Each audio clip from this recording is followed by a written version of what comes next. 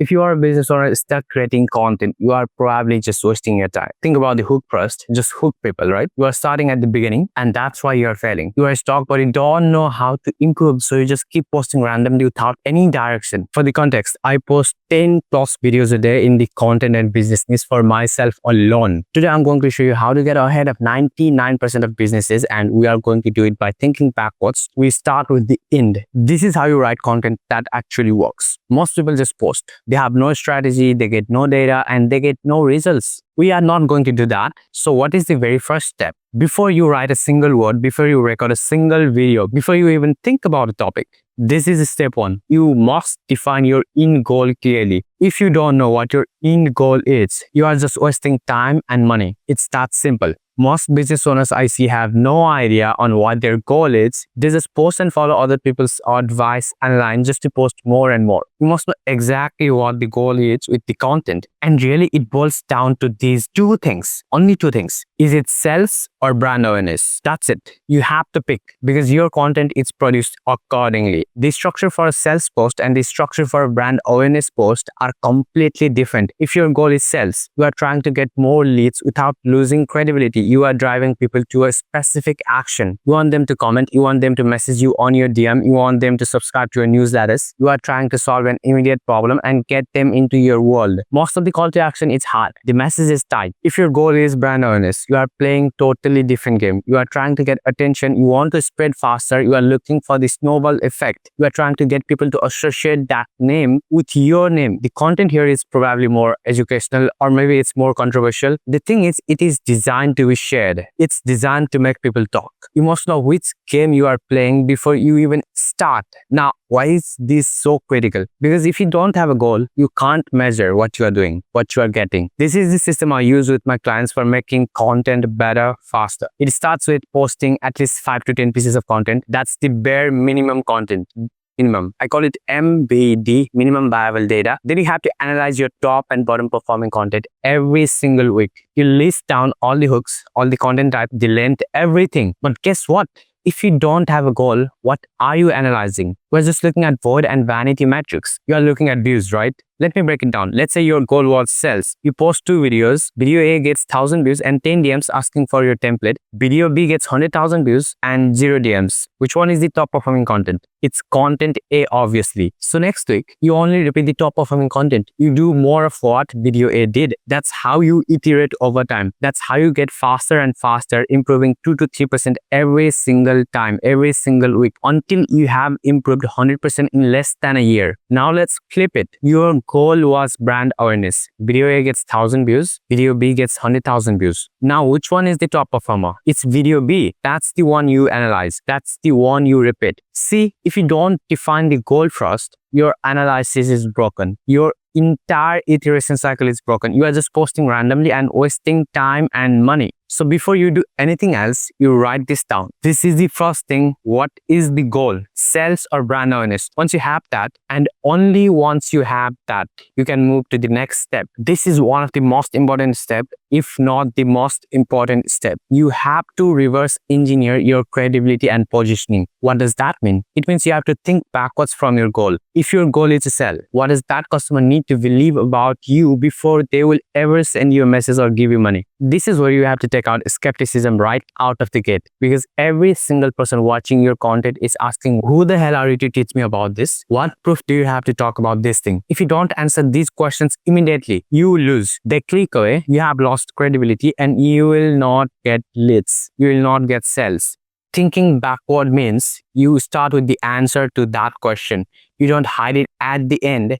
You build your entire content strategy around your proof. So how do you do it? You do it in 2 ways. This is your proof content bucket. The first way is you have achieved something big in the past, something incredible in the past. You show people what you have done. You have the results. You have the case studies. You have been there. You have done that. That's your proof. But what if you don't have proof? What if you don't have that? What if you are just starting out and you don't have a big, shiny past achievement? This is where second way comes in, and this is what I do. If you don't have proof from the past, you talk about what you are doing, something incredible, something big currently. You document the work. For me, I am not Mr. Beast. I can't talk about content from that point of view, that perspective, from that level. But what I do have is that I post 10 plus videos a day on multiple social platforms for myself alone. I track data every week. I analyze everything. I analyze the hook and all of those things. I run the iteration cycles that allows me to talk about content. Now, that's my proof. That's how I take out skepticism. Yours will be somewhat similar. You have to figure out what it is for your specific scenario. This is positioning. You have to know exactly what you offer, and you have to differentiate yourself from others to stand out. If you have not achieved something big, then don't talk about it. This is the fastest way to lose credibility, that you talk about the thing that you have not done, right?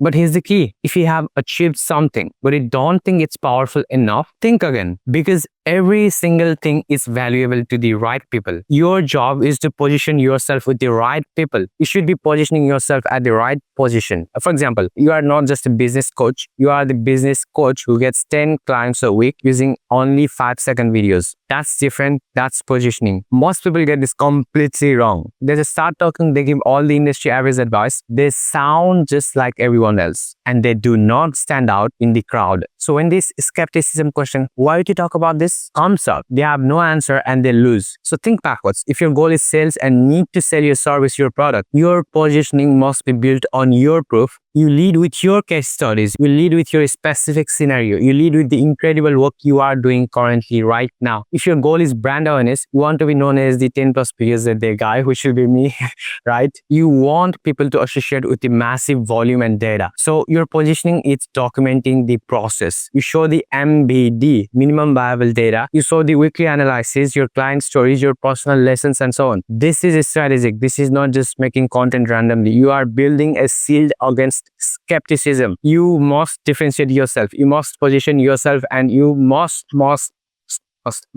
answer, who the hell are you to teach me about this, before they even have a chance to ask. That's step 2. Now the final step 3. How do you actually get the attention? How do you make your product, your business, your brand spread faster? How do you get more affiliates, more people to spread your message bigger and faster than you can? You engineer the viral message. This is not about hoping that it will hit for once. This is not posting randomly. This is about engineering a snowball effect that makes people want to talk about you more and more. And it starts with the hook. This is where we use the controversies, the content bucket from the content bucket list I use. If you want to know more about it, subscribe to the channel. Other videos will cover all of those topics. But we cover these controversies in a very specific way. Here is the formula. First, I want you to write down all the industry average advice on one side of a page, all the boring generic stuff everyone else is saying. Now, on the other side, I want you to write the exact opposite of that based on what you know. I think Alex Hormozi's marketing guy also talks about this, but I learned about these concepts from a book called Contagious Writings Catch On. If you are a business owner, I highly recommend you study or listen to the audiobook of that book. This opposite take, it's your hook. Now, this is important. We are not creating controversies for the sake of creating controversies. We are creating controversies as the hook for the content. This is what gets your attention. But here is the most important part of this entire strategy. After your initial opposite take hook, your message must be positive. If it's not, you will just get more hate. You will get attention, sure,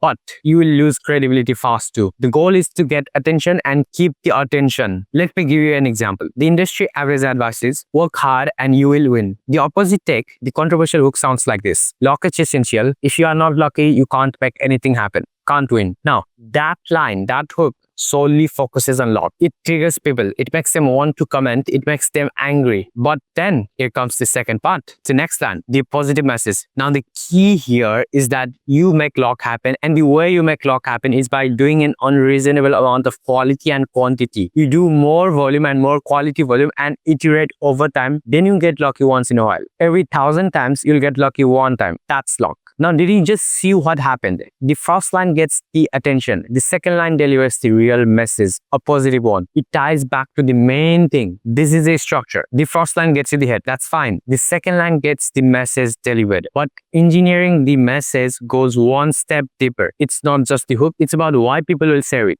How do you make your brand spread faster? I learned this in a park when I was just sitting and writing notes. And from behind, a bunch of guys went by. One of them said, "My son is Donald Trump's son's friend." trend. When I looked at them, they looked proud, they had confidence because they linked their name to the Trump's name. And that immediately hit me. Oh, okay, it's all about association. When people link a name to a big name, they get the credibility, they get their status increased. For example, if I say I worked with Elon Musk, that immediately gives them status. It gives them credibility. It puts them into the perception of big achievements just because of the name Elon there. This is the key to the snowball effect. If people get status and credibility by talking about your stuff, your name, your product, your content, then people will keep talking more and more about your stuff because they keep getting more and more status for themselves. So when you are thinking backwards, you have to engineer this. Your controversial hook gets their attention. Your positive message has to be so good, so insightful that people feel smart for sharing it. They get status by being the person who introduced their fans to your new idea, to your content, to your product, to your service. This is how you build a strong viral brand for your business or personal brand or whatever you are building. You find these topics. These are one of topics out of every 30 to 50 videos one might pop. You collect these controversies, you collect these controversial viral topics, you make a list. Then once in a while, you keep using these already proven viral controversies and keep delivering your positive message. It will keep getting attention and keep going viral over time. That's how you think backwards and get ahead of 99% of businesses in content.